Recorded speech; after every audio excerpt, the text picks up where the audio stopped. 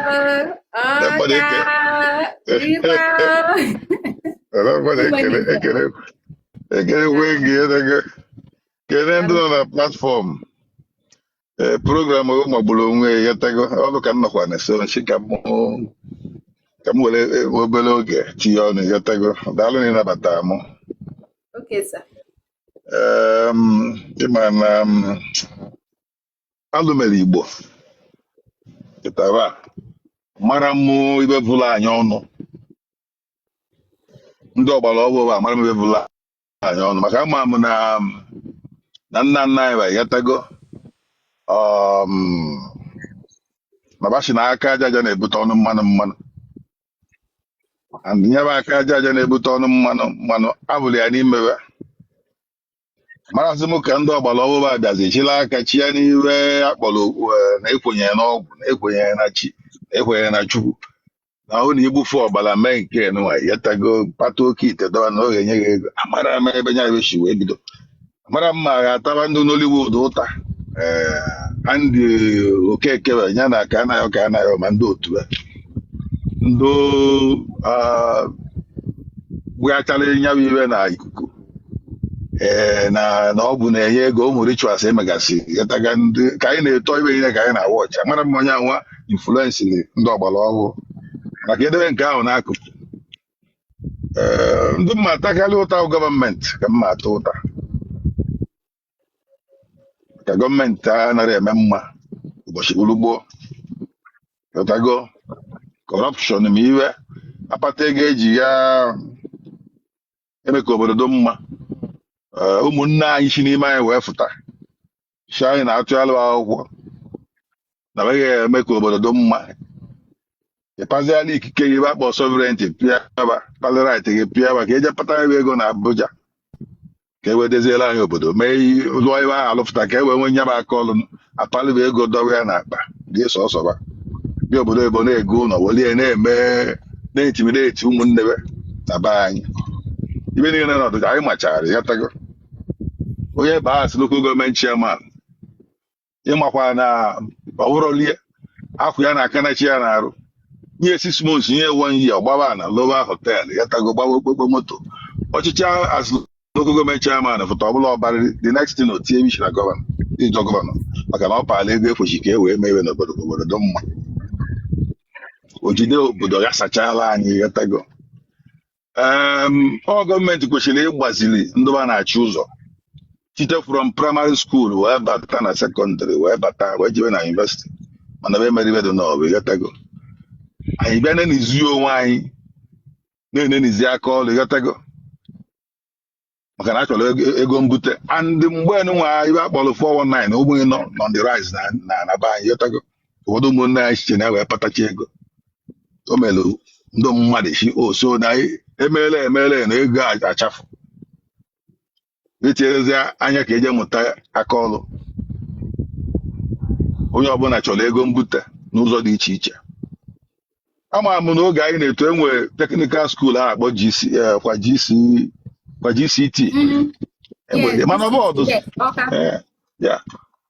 teknikal skuul in fact o nwere onye mere ebe na-akpa maka mkpu unu anyị na-etibe mụ na nwa jamaja na-etinye na platform 24 hours yọtaba ya bụ ụmụnne mere ebe na-akpa nna asị ya ekwesịghị ka ụlọ akwụkwọ anyị na-ewulu teknikal skuul primary school secondary school university kwesịrị iwu technical school onye ọbụla kwesịrị ịmụta wụọ na-aka ọrịa ọdị ọdụ mkpadosi ike obodo ebo m bịara ma emume ha na-aka ọrụ ka ha ji aga university here adịghị ekele university preference mana ọ bụrụ na ị ga-agụ based on ịchọ ime no problem mana obodo oyibo bụ ndị aka ọrụ na-edezi obodo oyibo onye nnọgo na ya aka ọrụ 247 a na-echi from ụmụazị kụzibe elibe ọkwa ka ebe a na-ekpe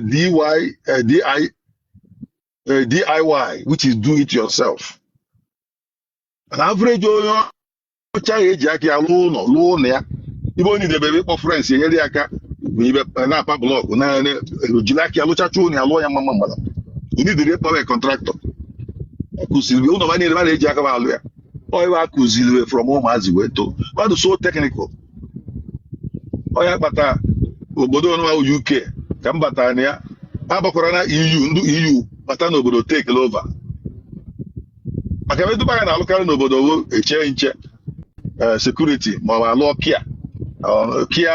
kia work yotago ma ndụ na-aza street ma ebe ma anya taxi ọ iwe ndụ Dubai na-alụkarị ọ bụrụ na e nwere ndị professionals who no the professional level are medical doctors yotago maybe engineers but not very few a very small percentage mana majority ndị Dubai na-ekpara ndị 99.9% who many jobs ka ha na-arụ n'obodo Igbo ọ bụrụ na ọ nọrọ enye ego yes it's like salary a na-akwụ dịkwa ịkwụ to everything ibe dị iche na onye nọ n'ọfịs nọ n'ọfịs yotago professional na salary ahụ ị na-anata ga-akwụrụ ụgwọ ụgwọ ụlọ nye gị nri mefutela ibe ọdụ agha yotago mefutakwala ibe n'ụlọ to an extent yotago mana ndị nwere aka ọrụ bụ ndị ji obodo jidechi obodo ike agụ anaghị agụba gbanwee ike bapara na nnukwu mana agụ anaghị agụba maka oge ọbụla ibe na-eme n'obodo edetela obodo ahụ edezi na-ekretikwa employment epevulu everywhere from A to Z ya na-abụ aja ọ ma na ebe a na garden mana farm ka ihe ekpote nwa aja mana everywhere dị paved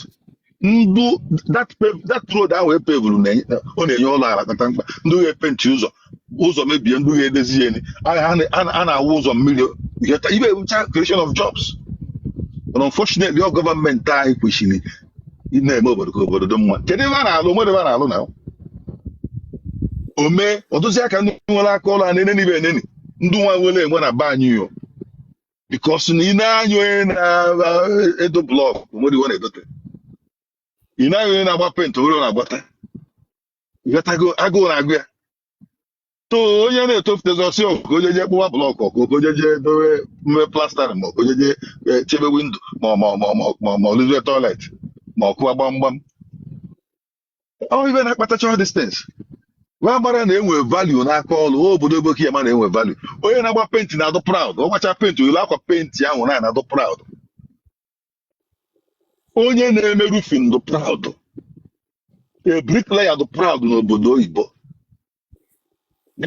electrician dị proud n'obodo oyibo window fixer dị proud toilet fixer dị proud kitchen fixer dị proud nke ego dị na ya mana be anyị ibe onu ka o si wee dụ mana ndị ụkọtalị ka esi eme na be anyị na-enwekwa ego bikos iche ka a na-alụcha ụlọ ma iwe gatago ibi ndị na na-ene n'ibe na ndị ụmụ na-eme na-ejikwa na-enweta ezigbo ego na be anyị mana ịbịazi a na-ene n'iwe eneni price ego a na-akwụwa ma ibe tụtọrọ na afọ bụ ibe mana obodo onunwa ezigbote ego a na-agwa gị iwe ebi ọnọlụ mma golu ụlọ nke ihe golu moto nke ihe n'ọlụ mma yọtago wikend onwe ebe jee ụlọ onwe pati n'ọlụ mma na ndị na-eme sostin na be anyị agụụ na-agụchawa one word ọda ma ndị icheke ibu mekanik na be anyị ọ bụ roadside yọtago ibu ya ọdụ ka onye ala ibule mekanik n'obodo oyibo ịnọ n'enyi bado well regulated ihe enwe your garage everything yọtago ọ bụrụ na gị be anyị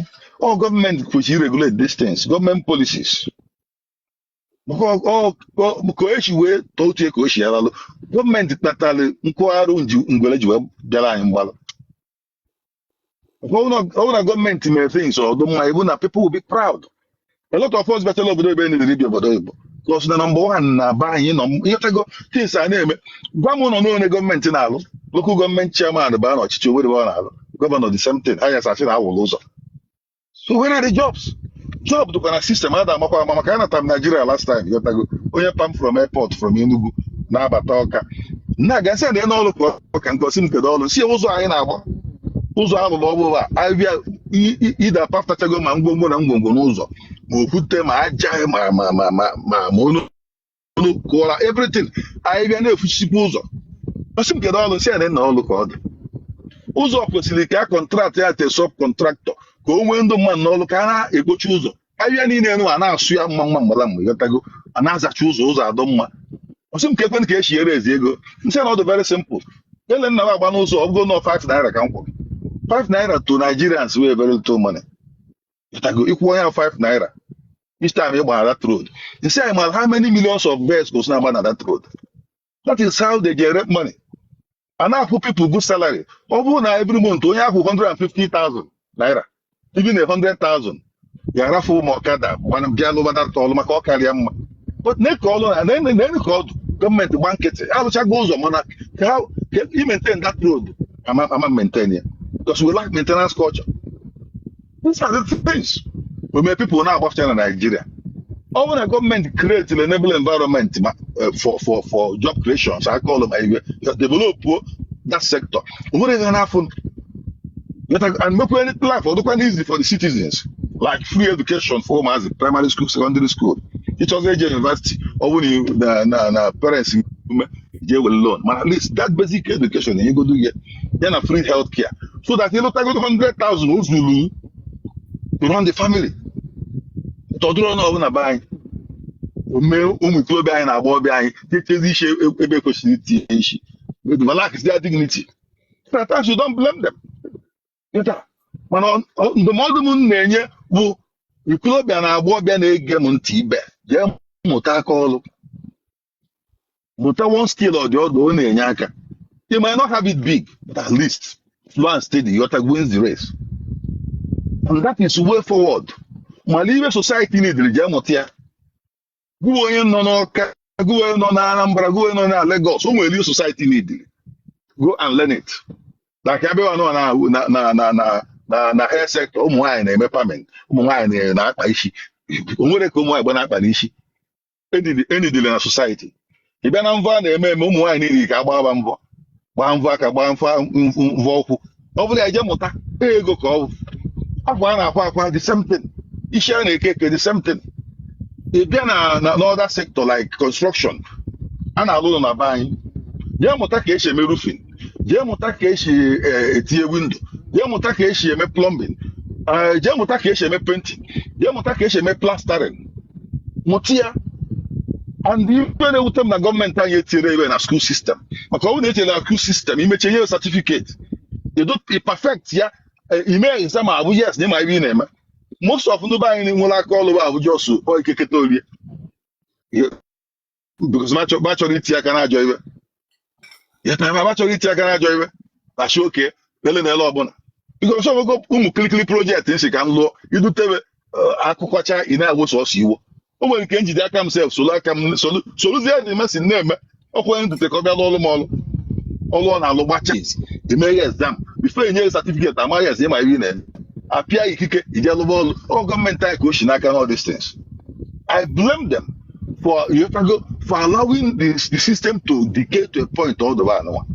Anybody called nothing. These things are kind of job creation for the citizens. And I now about for Ike. About such a one in. About the name of Batafibe, Mozart called Willie and all man over. Yes. So government, if I know who don't manage na social media, but at the end of the day, all these things we call what's on social media or afuzi. You have to go na bakone wolf. Any cash here me cozy government traka. What's very important? Can they engage government? Because most of them are na people but we can match very well. Any the capia government future. I wish the government will a kind of a forum, a kind of a space whereby you engage them, you put your own contribution. Come on, my in the system. That is it. Nobody buy no. You can't balance everywhere. All these cars, all the normal, all the pure water. In the morning, I call with a van.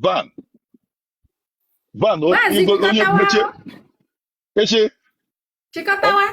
Okay, Can they since? I'm my idea. Okay, just 1 minute. If you want to do what I call no with a van with their own personal van.